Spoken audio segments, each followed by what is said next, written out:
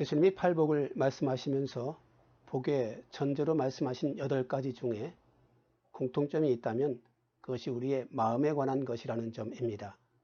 심령이 가난한 자, 또 애통하는, 온유한 자, 의에 줄이고 목마른 자, 긍휼히 여기는 자, 마음이 청결한 자, 그리고 화평케 하는, 그리고 의를 위하여 박해를 받는, 이 모든 모습 가운데 마음이 중심이 되어지고 삶의 태도와 가치가 중심이 되는 것을 우리는 알 수 있습니다. 무슨 열심히 일하라든지 혹은 최선을 다하라든지 혹은 공부 열심히 해야 한다는 그런 이야기는 거기에 들어있지 않습니다. 사람이 가진 것이 행복의 척도가 아니라, 몸에 지닌 것이 행복의 이유가 아니라 마음에 품고 있는 가치가 행복의 척도가 된다는 것을 주님은 말씀하신 겁니다. 또 한 가지 주님의 말씀 중에 특이한 것은 세상에서 흔히 이야기하는 행복의 조건인 그 마음을 비운다라는 말씀이 전혀 찾아볼 수 없다는 이야기입니다. 그게 불교식 가르침이어서 그런 것이 아니라 주님은 처음부터 그렇게 사람의 마음은 비워질 수 있는 것이 아니다 라고 말씀하신 겁니다. 마태복음 12장에 이렇게 기록되어 있습니다. 더러운 귀신이 사람에게서 나갔을 때에 물 없는 곳으로 다니며 쉬기를 구하되 쉴 곳을 얻지 못하고 이에 이르되 내가 나온 내 집으로 돌아가리라 하고 와보니 그 집이 비고 청소되고 수리되었거늘 이에 가서 저보다 더 악한 귀신 7을 데리고 들어가서 거하니 그 사람의 나중 형편이 전보다 더욱 심하게 되느니라. 사람의 마음은 비워진 상태로 있을 수 없다는 것이 주님의 지적이었습니다. 빈 집이 노숙자나 범죄자의 소굴이 되듯 빈 마음들, 주인이 거하지 않는 깨끗한 마음이라 할지라도 사실은 그것은 악의 사단의 소굴이 되기가 십상인 거죠. 마음은 채워져 있어야 한다는 것이 주님의 가르침입니다. 성령으로 채워지고 은혜로 채워지고 말씀으로 채워지고 마음의 주인이 텅 빈 상태가 아닌 주님이 거기에 계셔야 진짜 삶을, 진짜 나 자신을 찾을 수가 있는 겁니다. 팔복은 이렇게 마음에 관련된 것인데 마음에만 주목하는 것은 사실 아닙니다. 그 마음이 결국은 삶으로 이어지게 되어 있으니까요. 특별히 8개의 복 중에서 오늘 읽은 성경 말씀 2절이 이 6절과 10절이 의와 관련되어 있다는 것이 특별합니다.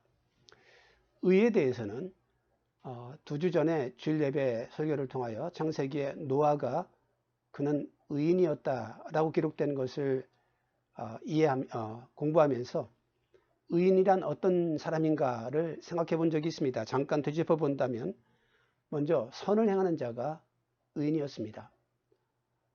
악한이 아니면 의인 되는 것이 아니라 악을 행했기에 악인이 되고 의에 참여하였기에 의인이 된다라고 말씀드렸습니다. 또 성경의 의인은 믿음을 말하기도 합니다.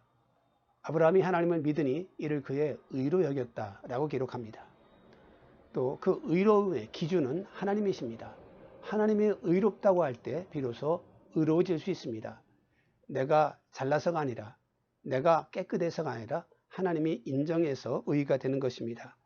그리고 노아의 편에서는 하나님 편에 서는 자, 하나님과 뜻을, 행동을, 목적을 같이 하는 자가 의인이라고 말씀드린 바 있습니다. 오늘 말씀은 우리가 살아가는 세상에 대한 겁니다. 나와 하나님과의 관계에서뿐 아니라 세상과의 관계에서 우리의 의가 어떻게 나타날지를 예수님이 이 말씀 가운데 우리에게 가르쳐 주십니다. 6절은 말합니다. 의에 줄이고 목마른 자는 복이 있다. 10절은 그렇게 말합니다. 의를 위하여 박해를 받는 자는 복이 있다.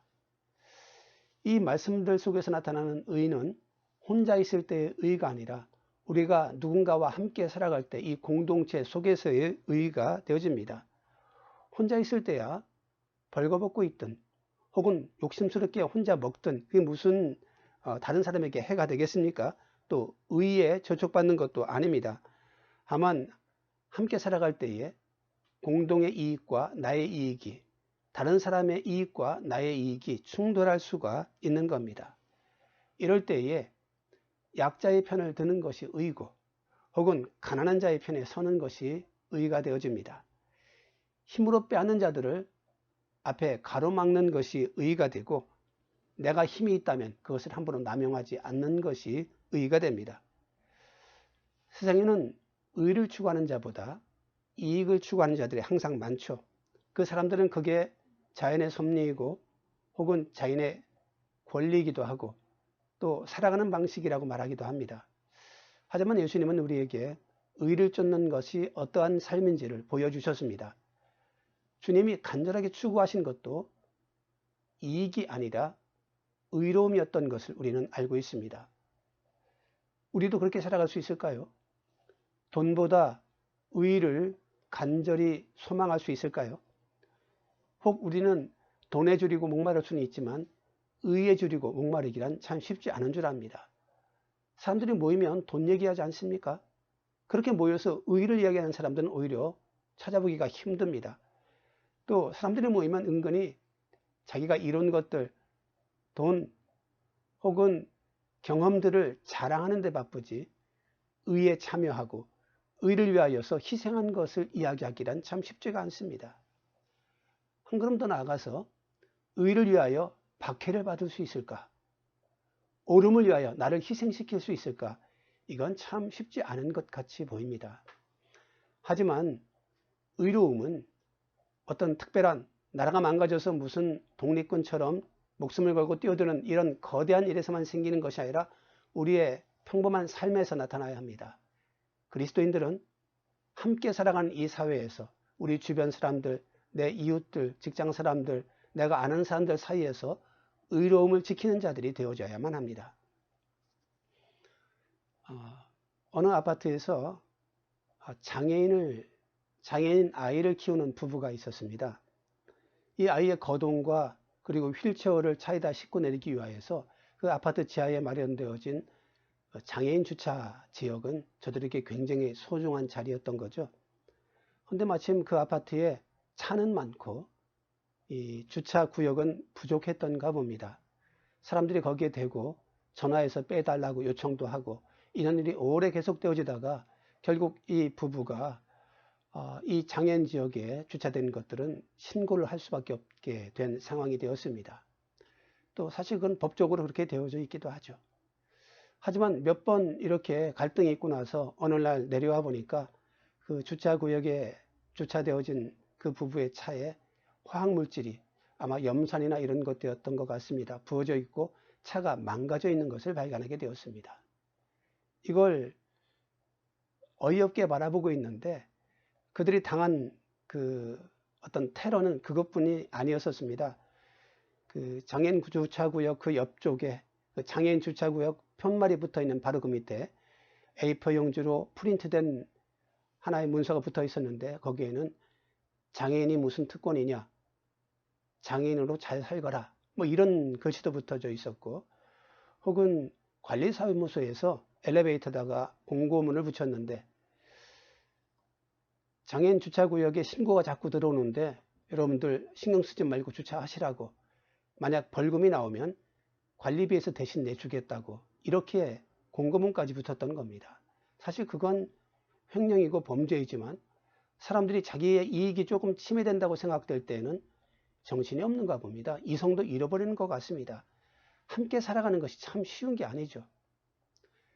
누군가 약자를 배려하고 내가 불편해도 공동의 의를 세워간다는 것은 결코 쉬운 일이 아니며 한 사람이나 두 사람이면 혹시 몰라도 공동체에서 의를 찾기가 그렇게 힘든 겁니다. 반대로 어느 명품 아파트에 대한 기사를 보았습니다. 아파트는 2개 동 정도밖에 안 되고 88세대가 살고 있는 서울에 있는 아파트인데 이 아파트를 사람들이 명품 아파트라고 부르는 것에는 아주 작은 이유가 있었습니다. 그 아파트에 경비로 한 10여 년째 2분의 그 경비원이 일을 하고 있었는데 어느 날 한 분이 보이지 않았던 겁니다. 주민이 물어보니까 췌장암이라서 치료를 받으러 입원했던 거였습니다. 주민들이 이 이야기를 서로 주고받고 하면서 경비원을 위해서 모금을 하자 해서 500만 원이 모아져서 수술받고 있는 그에게 전달까지 되어졌습니다. 그리고 빨리 나와서 돌아오시라고 다들 응원까지 보내고요. 이분들이 그때 특별히 착한 일을 한 것이 아니라 평소에도 그랬던 것 같습니다. 80 넘었으니까 경비원 바꿉시다 이렇게 말해도 지금 당당히 일하고 있고 10여 년째 우리를 돌봐주고 있는데 어떻게 함부로 쫓아내냐 이렇게 말하던 분이었었고, 그뿐 아니라 평소에도 그 경비원들의 이름도 알 뿐더러 일도 많이 도와주고, 그리고 경비원들이 출근할 때 밥을 싸우는데 반찬은 거의 안 싸운 것은 이 아파트의 주민들이 반찬을 자주 갖다 주어서 오히려 남아서 집에 가져갈 때도 있었기 때문이라고 합니다. 또 평소에 청소가 있을 때는 모든 주민들이 다 나와서 함께 힘을 합쳐서 청소를 하는데, 거기에 무슨 의사 혹은 경찰 혹은 동네 그 상업하는 분들 다들 어떤 직업이나 귀천이나 높낮이 없이 다들 한꺼번에 함께 일하는 아름다운 분위기를 벌써 가지고 있었던 겁니다. 심지어는 이분이 입원해 있는 동안에 그 주민들이 그 경비원의 시간을 때우기 위하여서 서로 순번을 정해서 하루에 2교대씩 경비까지 함께 서주면서 돌아올 때는 크게 축복해 준 것을 기사로 본 적이 있습니다. 이런 아파트가 명품 아파트겠죠. 무슨 아파트 명품으로 만든다고 택배차 출입도 금지시키고 음식 배달해 놓고 뭐 10여 층까지 걸어서 올라오라고 엘리베이터는 사용하지 말라고 말하는 이런 식의 어떤 갑질, 돈, 이 자기 만족의 이런 모습들이 명품을 만드는 것이 아니라 사람을 살리고 사랑하고 아픔을 함께 나누는 그 의로운 모습이 명품 사람들을 만들고 명품 아파트를 만드는 것이겠죠. 의인은 그리스도인들이 세상을 살아가는 방식이 되어져야 합니다. 함께 가는 삶, 이게 주님이 우리에게 가르치신 것이고 우리가 주님을 따라야 될 모습인 겁니다. 그걸 위하여 우리가 조금의 손해도 감수할 수 있어야 되며 혹은 나눔은 기꺼이 참여할 수 있으면 좋겠습니다. 물론 우리가 의를 이야기하고 의에 동참할 때에 가끔씩은 너가 얼마나 잘나서 그러냐, 돈이 너는 얼마나 있어서 그러냐 이렇게 말할 수 있습니다. 없습니다. 잘난 것도 아닙니다. 다만 주님을 따라하고픈 마음뿐입니다. 그것이 믿음이기 때문이죠. 하나님의 공의는 그런 핀잔과 모욕을 받는 사람들의 희생을 통하여 혹은 인내를 통하여 이 땅 구석구석으로 흘러들어서 세상을 아름답게 하기를 원합니다. 그게 하나님의 바람이며 주님의 가르침입니다. 그런 사람이 하늘의 복을 받을 자격이 있습니다. 그런 사람들이 하늘의 사람들인 거죠. 기도하시겠습니다. 주님 은혜 감사합니다. 우리로 예수 그리스도의 삶의 모습을 성경에서 보게 하시며 혹은 이해하게 하시며 이제 따르도록 우리를 격려하시며 채근하시니 우리도 주님 닮아 우리도 주님의 사람들을 닮아 의와 평강을 실천하는 사람들로 살아가게 하시기를 원합니다. 내 마음의 평화만 찾을 것이 아니요 내가 살아가는 곳에 의와 평화가 찾아올 수 있도록 내 앞장서는 자 되게 하시고 우리 물러서지 않는 자 되게 하시고 우리 기꺼이 참여하는 자 되게 하시고 무엇보다 그로 인하여 받을 혹은 손해나 핍박조차도 오히려 주님의 칭찬으로 바꾸어 기꺼이 감당할 수 있는 참된 그리스도인들, 예수님의 뜻을 이해하고 실천할 수 있는 하늘 사람들이 다 되게 하시기를 간절히 소망합니다. 우리로 이런 귀한 삶의 자세를 귀한 천국 백성의 삶의 태도를 갖게 하시는 주님을 감사하고 찬양하고 힘 주실 주님을 기대하오며 예수님의 이름으로 기도하옵나이다. 아멘.